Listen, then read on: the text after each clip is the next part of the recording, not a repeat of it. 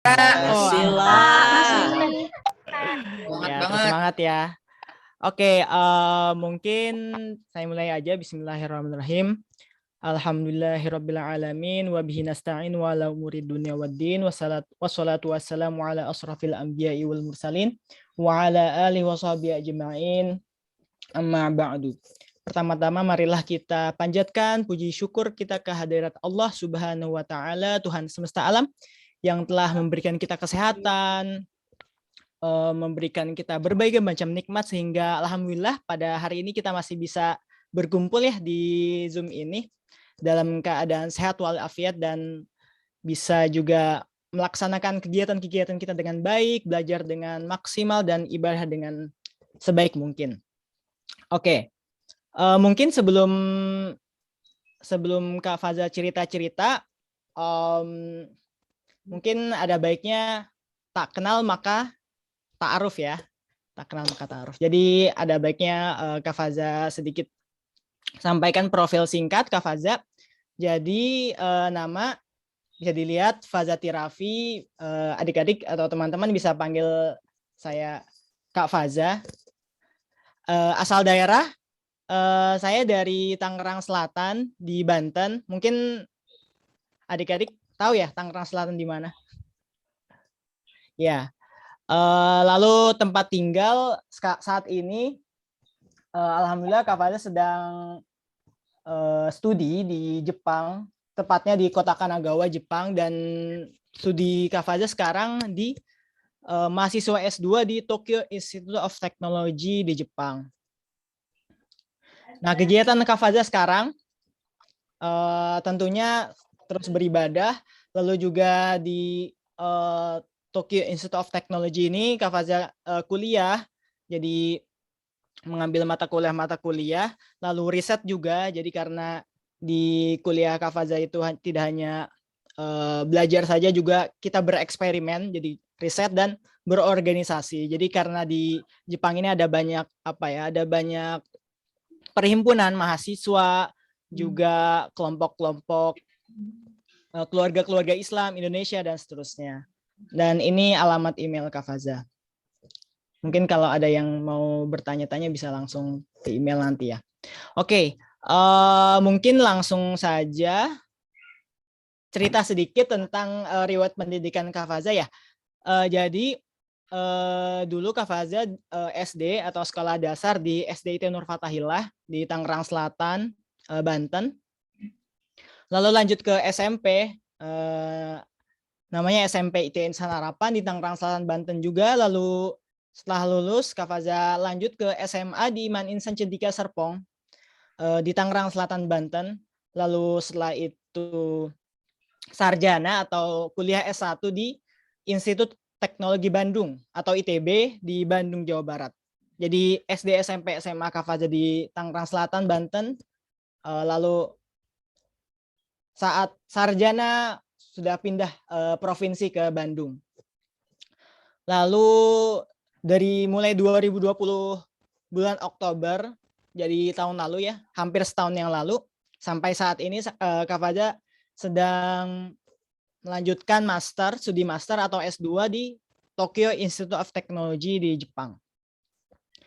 Mungkin langsung saja Kak Faza ingin cerita-cerita sedikit apa sih yang Kak Faza alami saat ini, pengalaman apa saja yang Kak Faza punyai sehingga alhamdulillah sekarang bisa belajar jauh ya ke Jepang.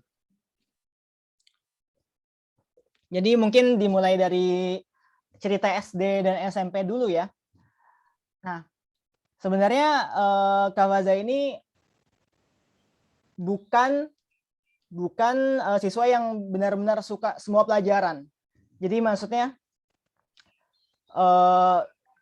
ada beberapa pelajaran yang favorit, tapi ada juga yang mungkin agak kesulitan atau apa, tapi tetap Kak Faza pelajari semuanya. Nah, pelajaran yang Kak Faza sangat sukai adalah matematika. Kenapa? Karena matematika itu berisikan banyak permasalahan yang bisa kita selesaikan, berisi banyak tantangan dan segala dan seterusnya. Jadi Kak Faza suka dengan matematika, lalu suka belajar, mengerjakan soal. Jadi ada kepuasan tersendiri ketika kita bisa menyelesaikan sebuah soal, bahkan soal yang sulit gitu ya. Nah, didasari dari kegemaran Kak Faza terhadap matematika ini, akhirnya Kak Faza juga mengikuti berbagai macam lomba matematika dan sains waktu itu. Jadi ada beberapa lomba di sekolah lain, ada juga di daerah lain, maksudnya nggak hanya di Banten, di Jawa Barat, dan seterusnya. Lalu pada puncaknya, alhamdulillah Kak Faza berkesempatan untuk mengikuti Olimpiade Sains Nasional atau OSN. Mungkin adik-adik tahu tentang OSN atau sekarang mungkin namanya Kompetisi Sains Nasional ya, KSN namanya. Bidang matematika juga. Jadi alhamdulillah. Itu dulu di Medan Sumatera Utara. Nah, apa sih motivasi Kak Faza untuk mengikuti lomba? Pertama, setelah seperti yang Kak Faza tadi bicarakan bahwa Kak Faza menyukai pelajarannya. Jadi Kak Faza mengikuti lomba yang emang suka dengan pelajarannya, yaitu matematika. Karena ada kepuasan tersendiri saat dapat menyelesaikan soal-soalnya. Lalu juga dengan ikut lomba, Kak Faza juga bisa jalan-jalan, misalnya dulu jalan-jalan ke Medan ya, waktu OSN tadi juga pernah jalan-jalan ke Sukabumi, jalan-jalan ke Malang, dan seterusnya. Jadi dengan lomba ini, jadi Kak Faza bisa jalan-jalan kemana-mana dengan dibiayai ya. Lalu juga bisa berkenalan dengan teman-teman sekolah lain, karena kan teman-teman sekolah kita kan terbatas ya. Mungkin sekelas 24, mungkin satu angkatan berapa? 100 mungkin ya. Dan dengan ikut lomba ini, Kak Faza juga bisa berkenalan dengan sekolah-sekolah lain. Jadi punya teman di mana-mana juga.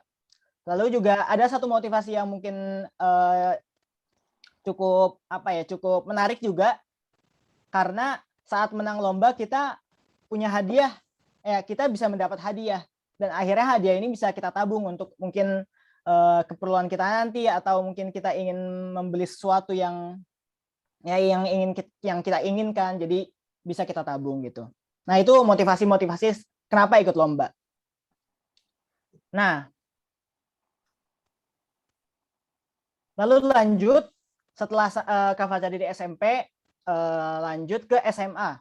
Nah, SMA Kak Faza alhamdulillah diterima di sebuah sekolah yang bernama Man Insan Cendika Serpong. Nah, Man Insan Cendika Serpong atau biasa disebut IC ya. IC Serpong ini adalah sekolah boarding school atau asrama yang dibawahi oleh Kementerian Agama. Dan dulu kalau nggak salah tahun 1996 Insan Cendekia ini digagas oleh salah satu presiden Republik Indonesia ketiga. Adik-adik tahu siapa presiden ketiga kita? Apa ya? B.J. Habibie. Nah, betul, B.J. Habibie. Pak Habibie ya sudah almarhum ya, 2 tahun yang lalu kalau nggak salah meninggal ya. Semoga kita doakan semoga Pak Habibie mendapatkan tempat yang terbaik di sisi Allah. Nah, sekolah Insan Cendekia ini digagas oleh Pak B.J. Habibie, yang mana dulu idenya adalah ingin menyeimbangkan iman dan takwa.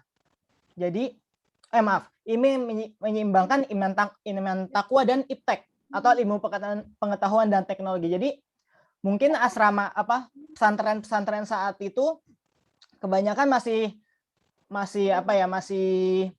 mengutamakan atau porsinya sangat besar untuk belajar agama, tapi untuk yang sains dan teknologinya tidak terlalu diperhatikan. Maka pada saat itu Pak Habibie menggagas sebuah sekolah yang mana ingin menyeimbangkan antara imtak, jadi kita tetap sebagai seorang muslim tetap memiliki iman dan takwa yang baik, beribadah dengan baik, dan seterusnya, dan juga kita menguasai ilmu pengetahuan dan teknologi dari sains dan seterusnya. Nah, ini juga merupakan pengalaman pertama Kak Faza untuk sekolah di boarding school. Jadi kita sekolah di asrama, dan saat itu jadi untuk masuk ke Man Insan Cendekia Serpong ini cukup ketat, karena dulu waktu zaman Kafaza satu angkatan 120 orang dan diambil dari sekitar 4.000, jadi tidak sampai 10%-nya. Jadi sangat ketat. Jadi ya untuk mempersiapkannya banyak ya, dengan belajar, dengan mengerjakan soal-soal dan seterusnya. Lalu juga di Man Insan Cendekia Serpong ini, karena disaring dari berbagai macam daerah di Indonesia, jadi akhirnya saat sekolah di sana ada banyak teman-teman yang berasal dari berbagai daerah, misalnya dari Jawa Tengah, Jawa Timur, lalu mungkin dari Sulawesi, Kalimantan, Sumatera, dan seterusnya. Mungkin bahkan dari Papua juga ada. Jadi saat itu berteman dengan banyak teman-teman dari berbagai daerah.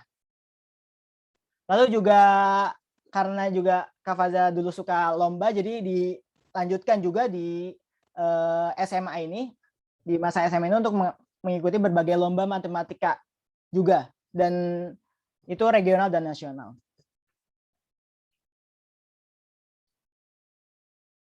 Nah, itu cerita sedikit soal SD, SMP, dan SMA Kafaza secara singkat. Nah, selanjutnya mungkin Kafaza ingin cerita lebih lanjut lagi soal kuliah. Karena mungkin kuliah ini cukup berbeda dengan sekolah biasa ya.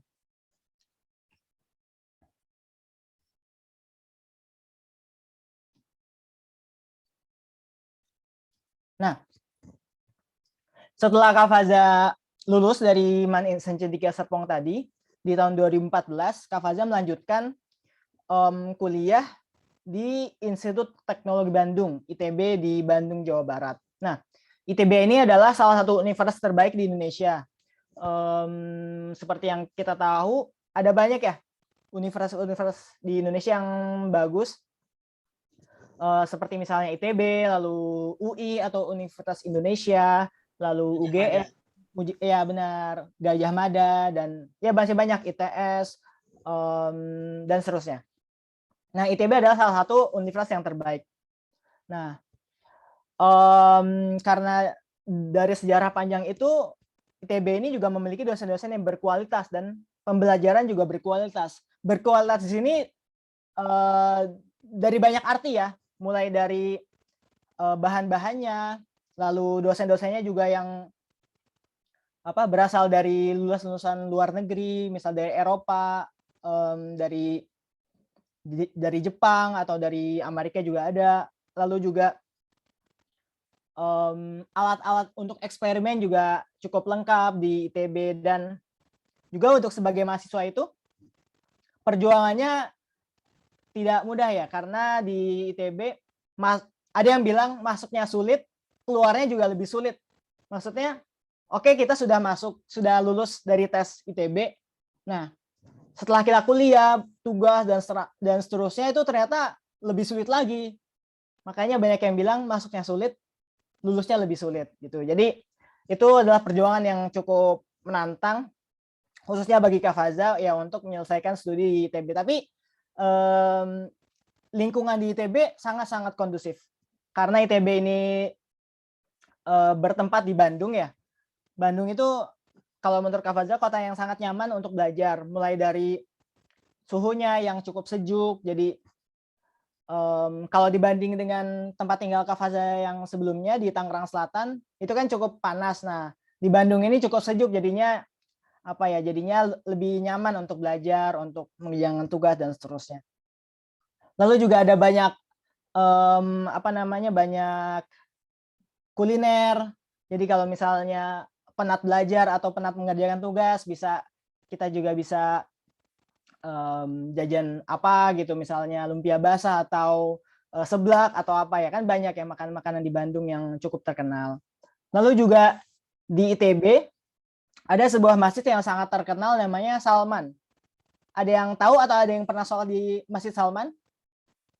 Lewat lewat. Oh ya, pernah juga ya, alhamdulillah. Jadi mungkin kalau misalnya adik-adik mampir ke Bandung nanti saat kondisinya lebih baik ya, karena mungkin sekarang Masjid Salman juga masih mungkin masih ditutup untuk banyak jamaah, jadinya mungkin cukup sulit untuk sekarang. Tapi semoga saat keadaan membaik, teman-teman bisa berkesempatan untuk sholat di Salman. Nah, di Salman ini banyak sekali kegiatan-kegiatan yang bisa kita ikuti. Karena letak Salman itu kalau dari sisi geografisnya benar-benar seberang jalan dari ITB. Jadi misal setelah selesai kuliah di ITB atau ada jam kosong atau yang lainnya, biasanya anak-anak ITB yang Muslim tentunya ya, mampir untuk sholat misalnya sholat zuhur atau sholat asar di Salman. Nah, di Salman juga ada kantin yang cukup murah, jadinya ya sering juga makan di sana. Lalu juga ada banyak unit kegiatan yang ada di Salman. Jadi selain kita berakademik, kita juga menyeimbangkan dengan kegiatan-kegiatan yang positif di Salman. Contohnya seperti jika kita ingin belajar bahasa Arab, kita juga bisa belajar di Salman. Kita juga bisa belajar tentang tahsin atau tentang seni baca Al-Quran, atau bahkan yang lainnya seperti ada kegiatan-kegiatan seperti menjadi mentor, mengajar les, dan seterusnya. Jadi banyak sekali kegiatan-kegiatan yang bisa kita lakukan di Salman. Jadinya ada keseimbangan antara kesibukan kita di S1 atau di kuliah di ITB, belajar, mengerjakan tugas, berorganisasi mungkin, dan juga kehidupan ibadah kita, yaitu di Salman ini. Ya, itu cerita tentang ITB atau S1 Kafaza dulu ya. Nah, jadi setelah Kafaza lulus dari ITB tahun 2018, oh iya, belum disampaikan juga, Kafaza dulu S1 di ITB-nya jurusannya adalah teknik informatika, atau mungkin teman-teman kenal dengan misal coding, programming. Nah, itu hal-hal yang Kafaza pelajari waktu S1. Nah, karena setelah Kafaza belajar di sana cukup suka dan tertarik dengan perkuliahan di teknik informatika, jadi Kafaza memutuskan untuk melanjutkan S2 atau master. Nah, di ITB ini banyak sekali informasi-informasi yang bisa kita dapatkan jika kita ingin melanjutkan studi kita mungkin di luar negeri atau di tempat lain. Nah, salah satunya adalah di Jepang. Jadi kenapa Kafaza memutuskan untuk mendaftar di Jepang? Karena dulu saat skripsi Kafaza mempunyai dosen pembimbing, dan beliau cukup merekomendasikan Kafaza jika ingin melanjutkan S2 yaitu di Jepang, karena ya fasilitasnya lebih lengkap lagi dan banyak orang Indonesia di sana. Nah, untuk perjalanan menuju S2 di Jepang ini sebenarnya tidak memakan waktu yang singkat. Jadi setelah Kafaza lulus 2018, lulus S1, Kafaza membutuhkan waktu 2 tahun. Jadi totalnya 2 tahun untuk akhirnya diterima dan masuk untuk kuliah di S2. Kenapa 2 tahun? Ya karena banyak sekali berkas-berkas yang harus disiapkan, dan mungkin awal-awal Kafaza lulus juga masih belum terlalu maksimal untuk mempersiapkannya. Tapi alhamdulillah akhirnya diizinkan Allah untuk diterima di S2 di Jepang dengan beasiswa. Nah, bagaimana apa yang Kafaza lakukan untuk mempersiapkan hal-hal tersebut? Jadi Kafaza banyak bertanya kepada orang tua, senior-senior, atau teman-teman yang sekiranya mengetahui lebih tentang studi di luar, khususnya di Jepang ini. Yang tadi juga Kafaza katakan bahwa Kafaza berkonsultasi dengan dosen pembimbing, bahwa ternyata Dosbing Kafaza itu dulu kuliahnya di Jepang. Jadi ya bercerita juga apa yang menarik di Jepang, apa yang baik di Jepang dan seterusnya. Lalu juga ya mempersiapkan berkas-berkas dengan baik. Jadi untuk bersekolah atau melanjutkan studi di luar negeri, banyak sekali berkas-berkas yang harus kita siapkan. Mulai dari surat rekomendasi, dari universitas asalnya, lalu juga motivasi kita apa untuk belajar. Apakah hanya ingin jalan-jalan? Apakah hanya ingin mengetahui negara yang kita tuju? Ya kan, intinya kita belajar dan berkontribusi ya, berkontribusi untuk negara, baik negara yang kita tuju maupun negara asal kita itu Indonesia. Lalu juga ada juga persyaratan-persyaratan lain seperti tes bahasa Inggris. Mungkin adik-adik tahu tentang TOEFL atau IELTS. Jadi tes resmi untuk mengetahui kemampuan bahasa Inggris kita. Dan seterusnya. Jadi banyak berkas-berkas yang disiapkan dan alhamdulillah Allah mengizinkan Kafaza untuk dapat melanjutkan S2 di Jepang. Nah, mungkin selanjutnya adalah tentang hidup di Jepang. Jadi Kafaza sudah sekitar satu tahun hidup di Jepang. Dan Jepang ini merupakan negara 4 musim. Jadi ada musim panas, musim semi, musim gugur, dan musim dingin. Yang di Jepang di musim semi ini ada salah satu bunga yang terkenal. Teman-teman ada yang tahu bunga apa yang terkenal? Sakura, Pak. Sakura ya. Jadi sakura adalah bunga yang hanya mekar di musim semi, dan itu dari 3 bulan musim semi mungkin hanya 2 minggu. 2 minggu bunga sakura itu mekar secara penuh gitu. Jadi itu adalah momen-momen yang sangat ditunggu oleh baik oleh orang Jepang sendiri maupun oleh masyarakat yang tinggal di Jepang dari negara lain. Jadi itu dari setiap musimnya ada keindahan masing-masing, mulai dari musim semi tadi sakura dan bunga-bunga lain, lalu musim panas bunga matahari dan seterusnya, lalu musim gugur. Jadi ini ada pohon-pohon yang warna merah namanya momiji, jadi sangat-sangat indah untuk foto. Lalu juga musim dingin, atau mungkin beberapa daerah di Jepang ada yang turun salju, mungkin salju yang menumpuk dan seterusnya. Yaitu keindahan-keindahan yang bisa kita lihat di Jepang. Lalu juga Jepang itu adalah negara yang sangat tertata dari kehidupan bersosial. Misalnya yang Kafaza tampilkan di sini. Jadi untuk naik eskalator saja, orang Jepang itu mempunyai peraturan tidak tertulis, yaitu untuk jika ingin naik eskalator dengan berdiri saja, maksudnya menunggu eskalatornya naik, itu yang naik di eskalator itu harus mengambil jalur kiri. Jika ingin jalan, jadi mungkin ingin lebih cepat, harus mengambil jalur kanan. Jadi itu adalah etiket atau atau peraturan tidak tertulis yang dilakukan di Jepang. Jadi semuanya tertata. Lalu juga mode transportasinya juga mudah, bisa menempuh dari kota ke kota dengan mudah dengan kereta atau dengan bis. Juga ada salah satu kereta cepat yang ada di Jepang, ada yang tahu namanya? Oh, Pak, tapi lupa namanya. Shinkansen. Jadi Shinkansen itu kereta terkenal di Jepang yang biasanya juga disebut dengan bullet train atau kereta peluru ya.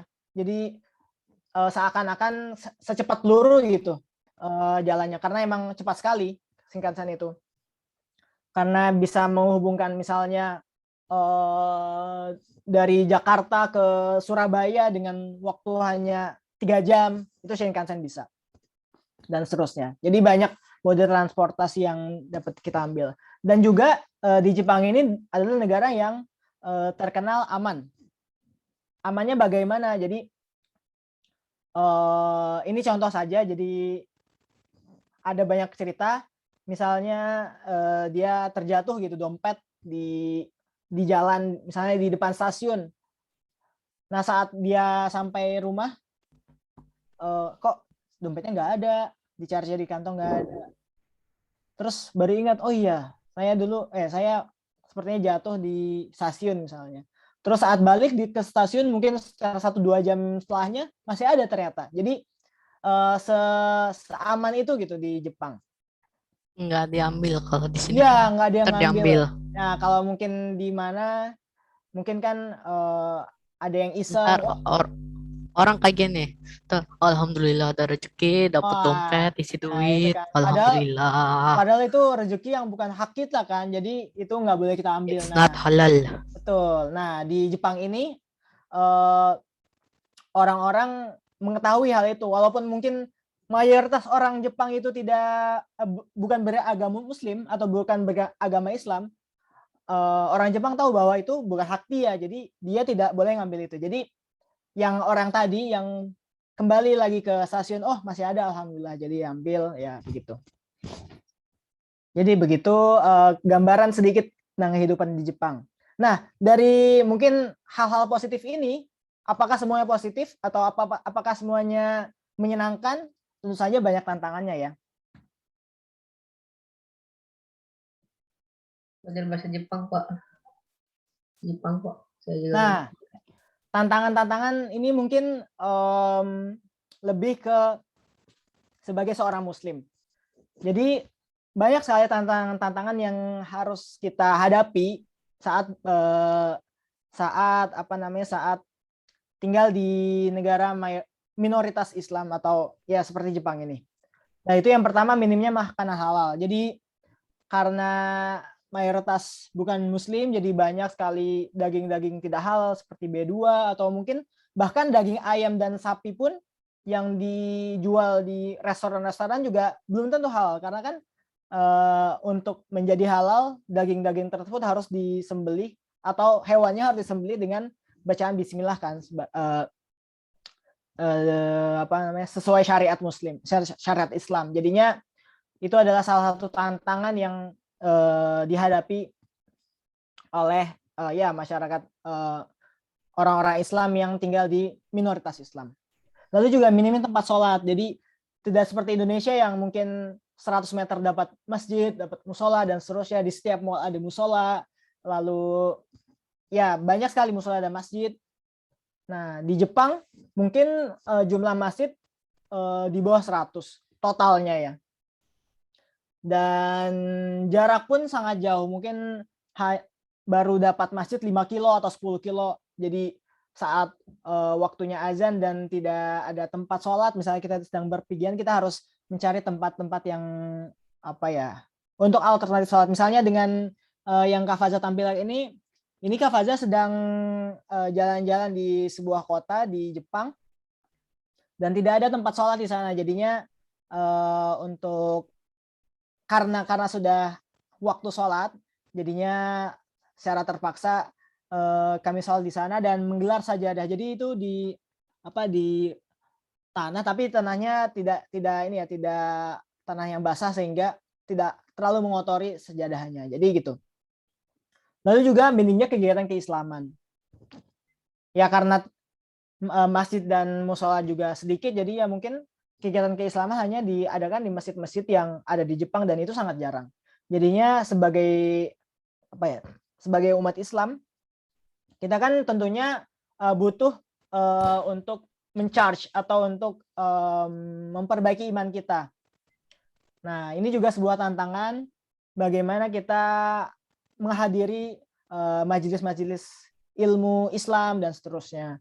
Dan mungkin ini salah satu hikmah yang ada di pandemi ini, yaitu sekarang kajian-kajian sudah bisa diakses lewat Zoom dan itu juga tidak harus di Jepang, kita juga bisa mengakses kajian-kajian dari Indonesia. Jadi alhamdulillah itu salah satu hikmah yang ada di pandemi ini. Jadi begitu. Nah, ini kegiatan Kak Faza di Jepang, yaitu yang pertama kuliah dan sekarang ya masih online. Jadi kayak Zoom ini, mungkin juga adik-adik juga sekarang sekolah dengan online, jadi sama juga. Lalu riset, jadi mengerjakan eksperimen sesuai bidang keilmuan.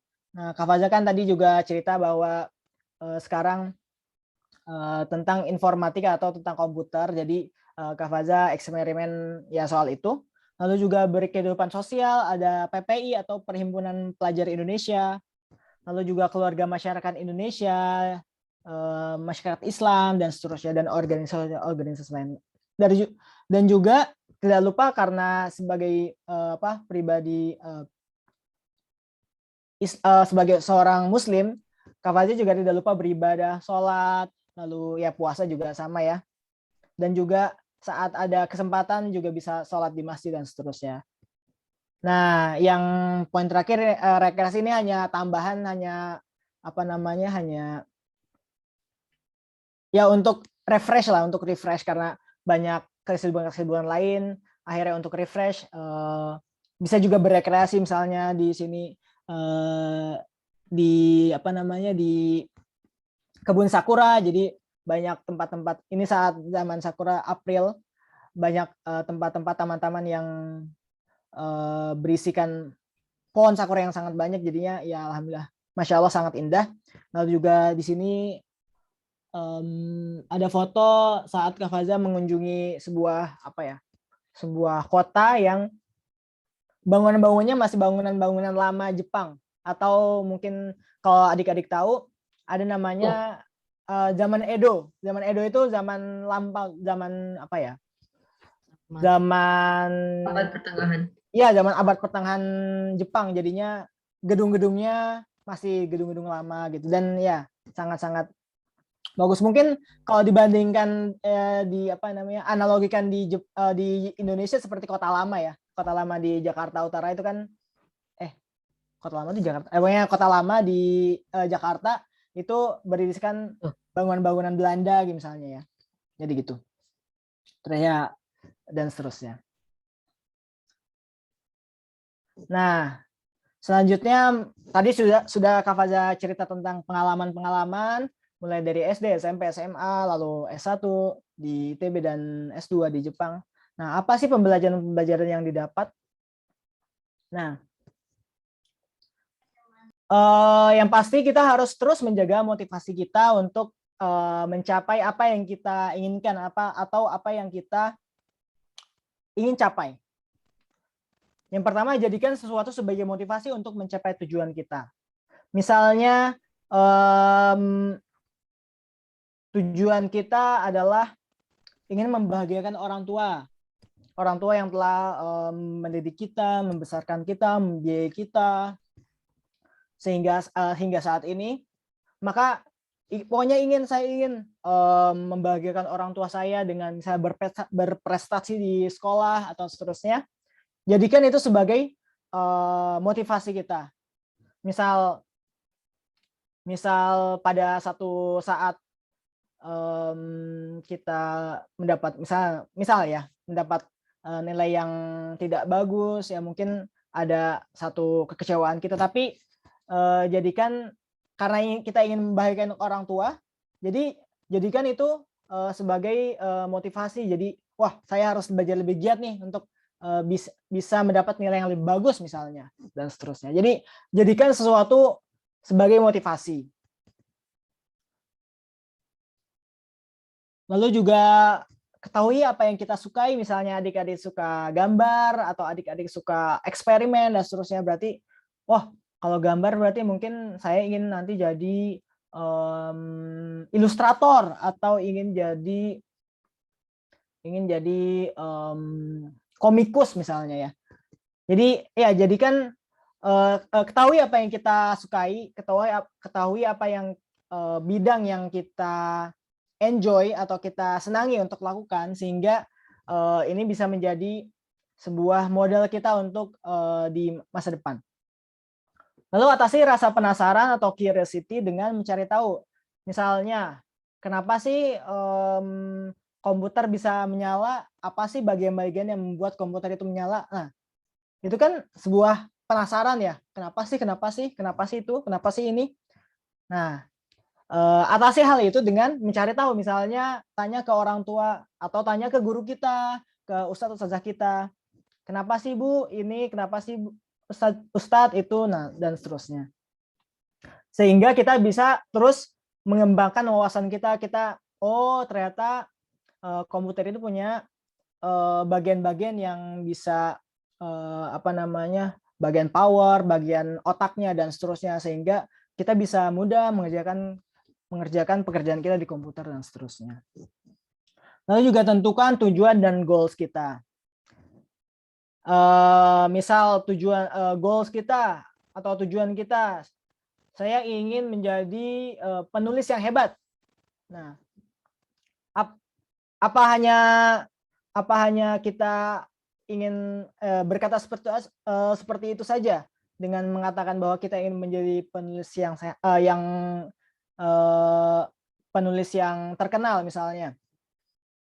Kan tentu saja tidak sebatas itu, kita juga harus belajar bagaimana membuat tata bahasa yang baik, bagaimana mencari ide-ide penulisan yang baik dan seterusnya. Jadi dengan adanya tujuan atau goals kita dapat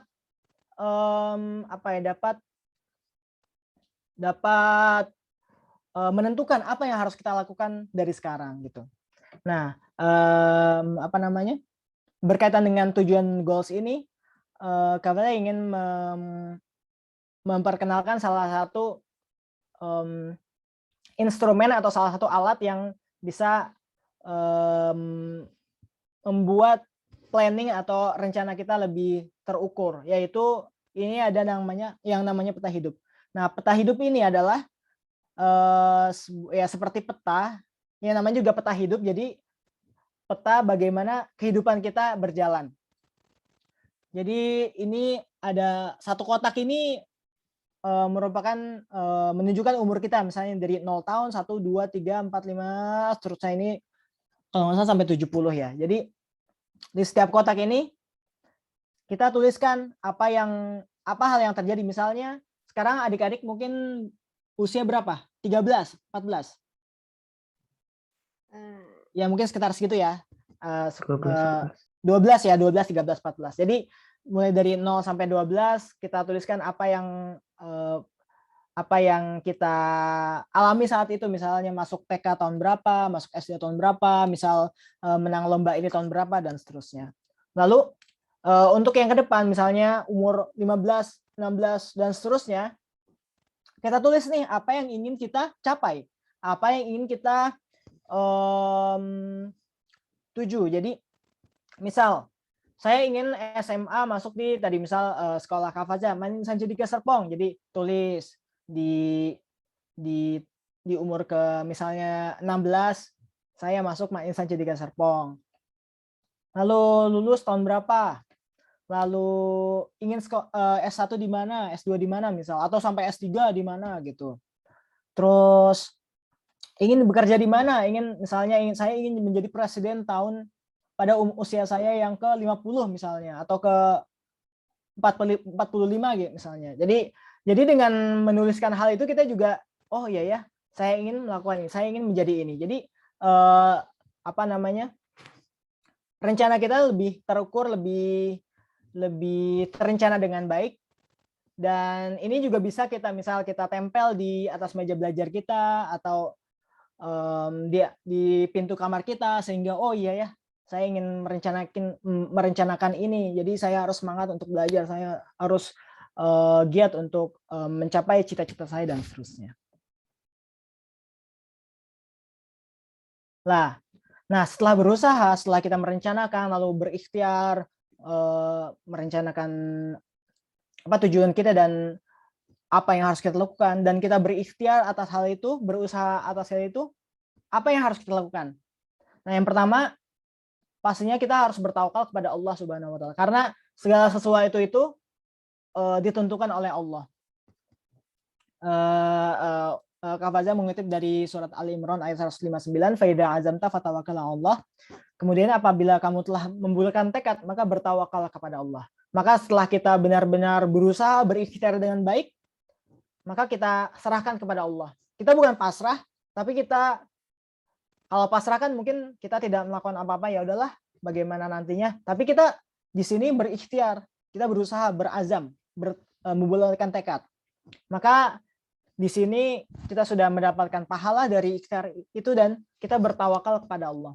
Menyerahkan hasilnya kepada Allah. Karena hasil semuanya ditentukan oleh Allah. Lalu juga mungkin pada satu saat kita kecewa jika tidak mencapai apa yang kita rencanakan. Nah, kita jangan sampai menyerah. Dalam Az-Zumar ayat 53, Allah berfirman, la taqnatu mir rahmatillah. Janganlah kamu berputus asa dari rahmat Allah. Jadi walaupun kita misalnya belum berhasil dari satu saat belum berhasil mencapai misalnya keinginan kita, jangan berputus asa, terus berikhtiar dan berprasangka baik kepada Allah atau husnuzon kepada Allah. Oh, mungkin Allah belum mengizinkan saya mendapatkan misalnya saya belum bisa masuk di universitas keinginan saya di sini karena apa? Karena mungkin ada tempat yang lebih baik dan seterusnya. Jadi janganlah berusaha. Jangan mudah menyerah. Lalu Allah juga mengetahui yang terbaik untuk kita. Dalam surat Al-Baqarah, boleh jadi kamu membenci sesuatu padahal ia amat baik bagimu, dan boleh jadi kamu menyukai sesuatu padahal ia amat buruk bagimu. Allah mengetahui sedangkan kamu tidak mengetahui. Dari ayat ini kita dapat kesimpulan bahwa mungkin sesuatu yang kita inginkan banget, kita damba-dambakan banget, dan pada saatnya kita tidak mendapatkan itu, kita jangan kecewa bahwa oh mungkin Allah mengetahui apa yang lebih baik bagi saya gitu ya. Atau mungkin di sisi lain kita mendapatkan sesuatu yang tidak mengenakan bagi kita. Nah, kita jangan berburu sangka, oh Allah nggak suka nih sama saya, Allah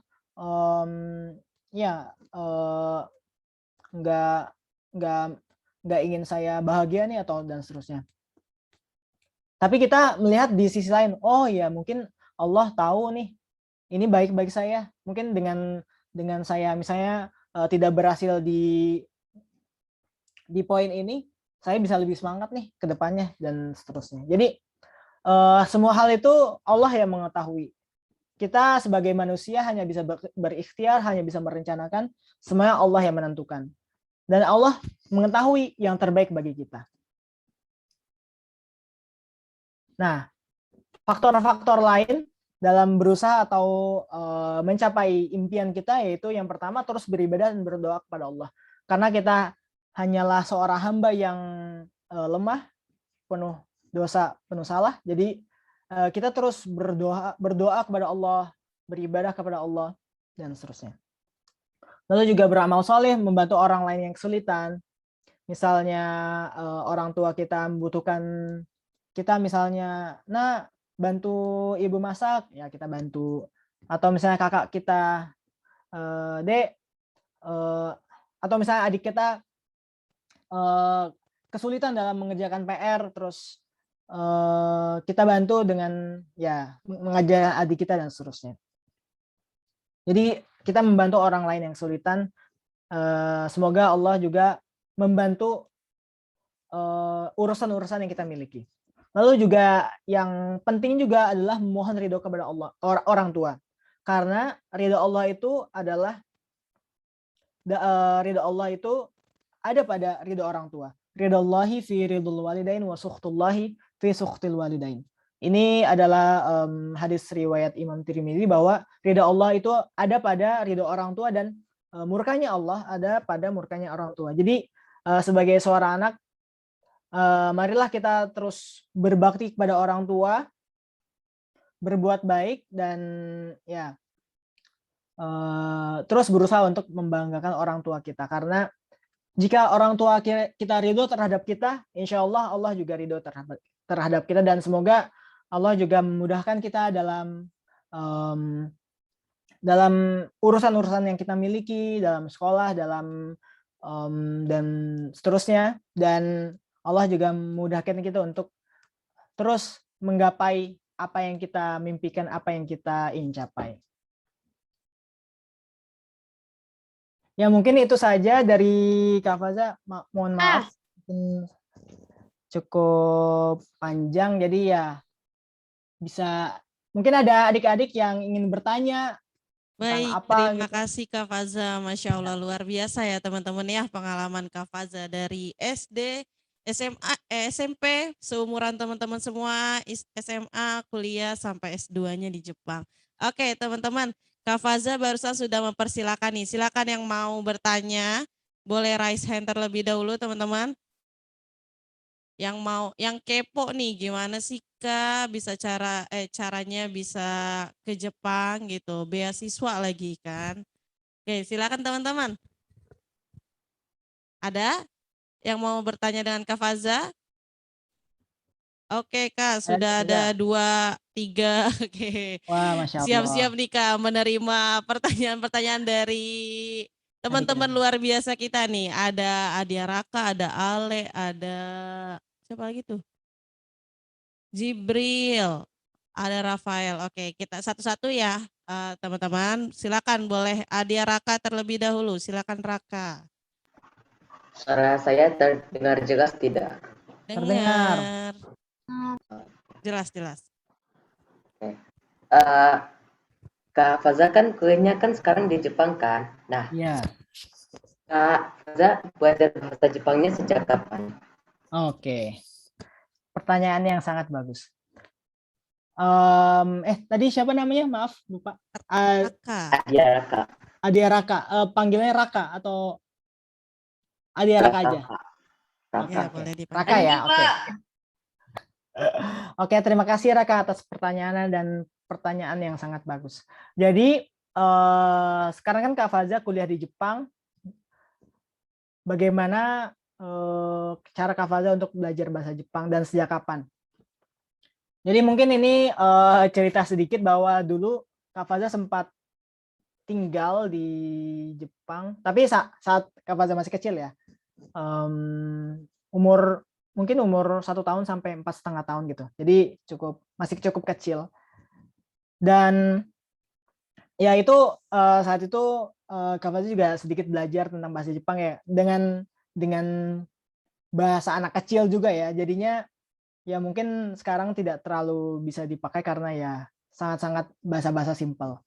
Nah, kebetulan program yang Kak Faza daftar ini adalah program internasional atau program bahasa Inggris. Jadi untuk berkuliah, untuk mengikuti kegiatan-kegiatan di kampus, kegiatan di kuliah atau di lab, itu Kak Faza menggunakan bahasa Inggris. Jadi kalau bahasa Inggris kan insya Allah kita belajar SD, SMP, SMA ya. Jadi ya Kak Faza menggunakan bahasa Inggris. Nah, untuk bahasa Jepang sendiri sebenarnya jika hanya berkegiatan di kampus atau di kuliah cukup bahasa Inggris. Tapi karena Kak Faza tinggal di negeri orang dan kebutuhan di Jepang, jadinya Kak Faza juga butuh ya belajar bahasa Jepang. Jadinya Kak Faza memutuskan untuk mengikuti pelajaran bahasa Jepang di kampus. Dan itu sebenarnya juga tidak wajib juga ya. Tapi Kak Faza merasa bahwa itu butuh. Misal untuk pergi ke supermarket atau untuk berbicara dengan tetangga, atau misal ke kantor pemerintah dan seterusnya. Jadi begitu. Terima kasih Raka atas pertanyaannya. Oke, thank you Raka. Terkait bahasa Jepang nih, tadi Raka kepo ya. Kak Faza kapan belajar bahasa Jepangnya gitu. Ternyata programnya program internasional ya Kak Faza ya. Bahasa yang digunakan di kampus itu bahasa Inggris. Tapi tetap harus belajar bahasa Jepang untuk menyesuaikan diri. Oke, lanjut. Ada lagi nih Kak yang mau nanya, masih boleh Kak? Boleh silakan. Oke, ada siapa yang sudah raise hand? Kalau ada Ahwat dulu deh. Aduh, Ahwatnya kenapa ini malu ya sama Kak Faza ya? Udah nggak usah malu-malu. Ayo kita explore Kak Faza lebih dalam lagi teman-teman. Atau misal kalau Oke. malu ini tulis di chat atau Oh iya bagaimana? boleh, betul. Boleh di kolom chat teman-teman. Oke, selanjutnya ada Ale deh. Silakan Ale, mau nanya apa Ale? Suara saya terdengar jelas gak? Terdengar, Terdengar Ale. Ale.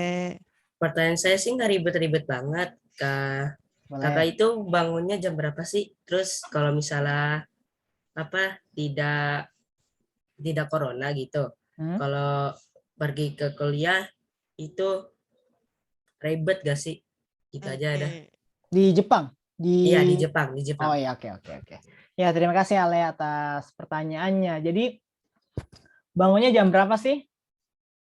Ya karena karena Kak Faza seorang muslim dan kita wajib untuk sholat subuh, jadinya ya bangun sebelum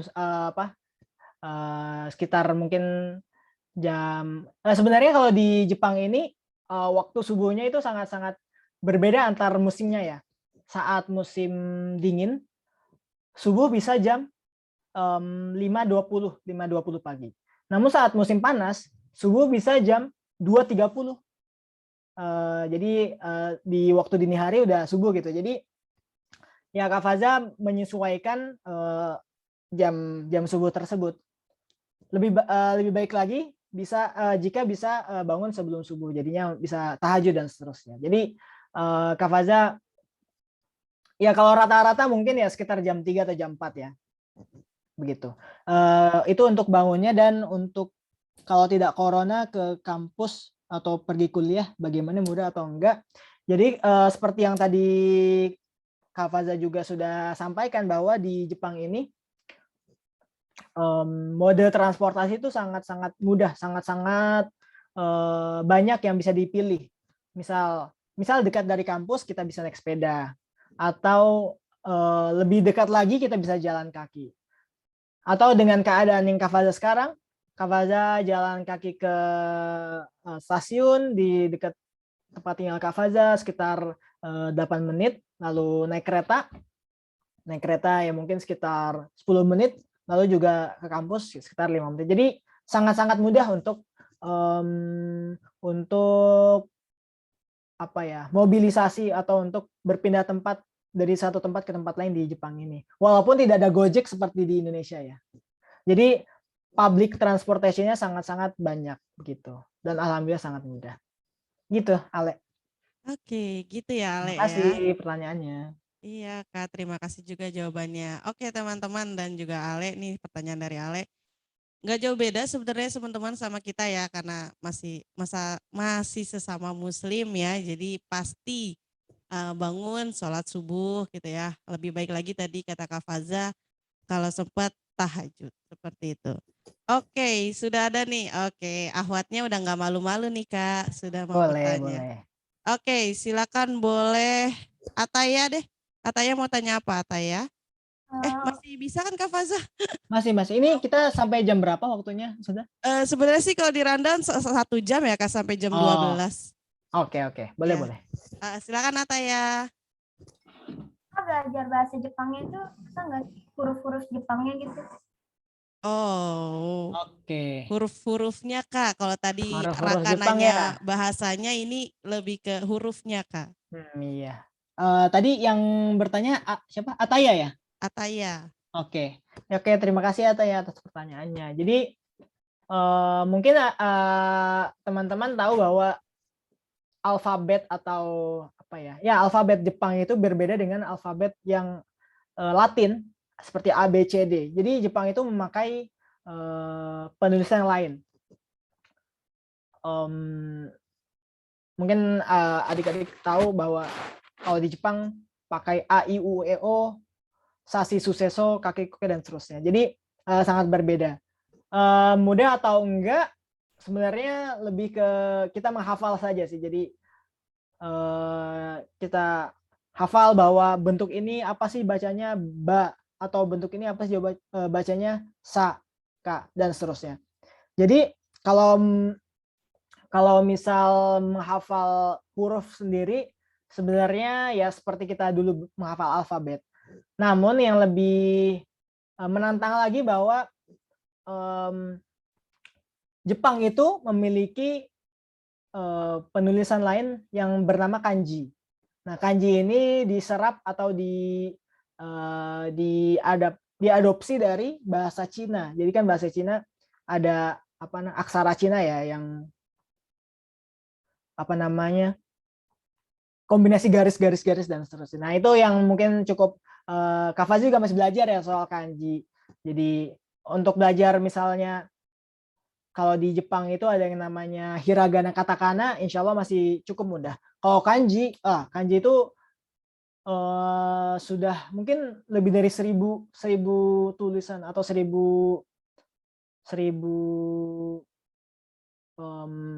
huruf ya di kanji. Jadinya itu harus menghafal dengan sangat-sangat giat gitu. Begitu, Ataya. Oke, gitu ya Taya ya. Jadi kalau di sana agak rumit ya kayak ada huruf Iya, kanjinya gitu yang harus lebih dipelajari lagi teman-teman. Nah, yang udah minat nih, yang udah pengen kayak Kak Faza deh ke Jepang ya. Boleh belajar dari sekarang ya berarti. Betul. Oke Kak. Jadi, Oke, berhubung waktunya 10 menit lagi nih Kak. Boleh satu penanya lagi ya Kak ya? Saya boleh nanya nggak? Boleh. Dong, sebentar. Ustazah, Ayo. gimana nih? Siapa nih? Ya, Naban. Ayo deh. Naban. Wah, aktif-aktif ya. Oke, teman-teman, mohon dikondisikan ya. Ayo. Nih barusan Ibu bilang satu lagi Kasian langsung tahu. rame nih. Langsung Kasian dikeroyok tahu. nih Ibu nih satu lagi ya. Bu, Oke, Naban, Bu. teman-teman Kasian sebentar. waktunya Ya, ntar. sebentar ya. Sebentar, Ibu di sini yang ngatur ya. Berhubung tadi sudah ada Ikhwan 2, Akhwatnya juga 2 ya. Kita berikan kesempatan kepada Akhwatnya. Silakan Fauzia. Oke. Kak Fazan, gimana sih cara beradaptasi sama orang di Jepang? Oke, terima kasih Fauzia atas pertanyaannya. Wah, ini pertanyaan yang sangat-sangat bagus. Bagaimana cara beradaptasi dengan orang-orang yang di Jepang ya? Nah, seperti yang kita tahu, setiap bangsa atau mungkin setiap negara, setiap bangsa memiliki budayanya masing-masing, memiliki karakteristiknya masing-masing. Mungkin kita bisa ambil contoh orang Indonesia kan kecenderungannya hangat, terus kalau misalnya kita di bis 2 kursi, misalnya 2-2 format kursinya, kita duduk di bis, misalnya bis dari Jakarta ke Surabaya itu misalnya, kan perjalanan panjang, terus di sebelahnya orang yang tidak kenal. Nah, kalau di Indonesia mungkin kan kita kenalan nih biar bisa ngobrol dan seterusnya. Nah, kalau orang Jepang itu agak berbeda. Jadi orang Jepang itu bisa dibilang menghargai atau tidak kepo dengan orang lain. Jadi tidak banyak mengajak ngobrol atau tidak inisiatif untuk ngobrol orang asing gitu. Karena ya itu tadi kebudayaan yang dipegang oleh orang Jepang adalah mereka tidak ingin mengusik atau kepo dengan privasi orang lain. Nah, mana yang baik ya tentu saja tidak bisa dikatakan mana yang lebih baik atau mana yang lebih buruk. Jadi memang itu karakteristik orang berbeda-beda, budaya berbeda-beda. Jadi begitu. Jadi kalau ditanya bahwa bagaimana beradaptasi dengan orang Jepang ya yang penting kita tidak mengganggu, kita tidak mengusik. Misalnya kita tinggal di apartemen atau kalau di Jepang itu kos-kosan itu disebutkan dengan apartemen atau apato. Jadi kalau di apato itu kita tinggal ya satu rumah, misalnya ada beberapa kamar, ada beberapa ruangan gitu. Nah, jika kita mengundang teman-teman kita, lalu kita misalnya berisik-berisik, pesta-pesta, misalnya mengganggu orang lain, nah itu adalah hal yang sangat-sangat apa ya, dianggap tidak sopan di Jepang. Jadi kita harus menghindari hal-hal tersebut. Jadi kita menghargai apa yang dipegang oleh orang Jepang tersebut. Jadinya ya kita dengan menghargai tersebut kita bisa lebih beradaptasi dengan kehidupan orang Jepang gitu. Jadi yang penting tadi tidak mengganggu privasi orang lain, tidak mengganggu kehidupan orang lain gitu. Oke, gitu ya Pak ya. Intinya di Jepang tuh ya urusi urusan masing-masing gitu ya. Betul. Tanpa mengganggu urusan yang lain. Oke, terima kasih Fauzia pertanyaannya. Kak Faza juga terima kasih sudah bersedia menjawab 4 pertanyaan dari peserta kami nih Kak, teman-teman kami yang sebenarnya masih banyak banget nih yang kepo Kak sama Kak Faza ya. Dari tadi masih berebutan nih untuk nanya. Karena keterbatasan waktu juga ya Kak ya. Sekali lagi terima kasih Kak. Teman-teman say thank you. Arigato ya, saya arigato ke Kak Faza teman-teman. Arigato Kak Faza. Terima kasih jazakillah Kak Faza. Semoga pendidikan di Jepangnya lancar-lancar ya Kak Faza ya. Cepat selesai, cepat kembali ke Indonesia. Oke, terima kasih sekali lagi Kak Faza atas waktunya, atas sharing pengalamannya. Semoga teman-teman di sini juga bisa mengikuti jejak Kak Faza. Mungkin ada sepatah dua patah Kak untuk pesan-pesan untuk teman-teman di sini. Apa ya? Mungkin pesannya itu tadi yang tadi Kak Faza juga sudah sampaikan, semangat terus apa yang kita ingin capai, bahwa setiap anak itu berbeda-beda, memiliki potensinya masing-masing. Mungkin pada satu sisi kita kesulitan di matematika, namun kita punya kemampuan di misal bahasa untuk pidato dan seterusnya. Jadi ketahui apa yang kita sukai, ketahui apa yang kita minati, sehingga kita dapat ya tadi mencapai tujuan-tujuan impian kita dengan maksimal gitu. Oke, gitu ya teman-teman ya, pesan dari Kak Faza diingat-ingat tuh. Yang masih kepo nih sama Kak Faza, silakan deh boleh ya dikasih pertanyaannya, nanti insya Allah kita teruskan ke Kak Faza. Ya, Iya.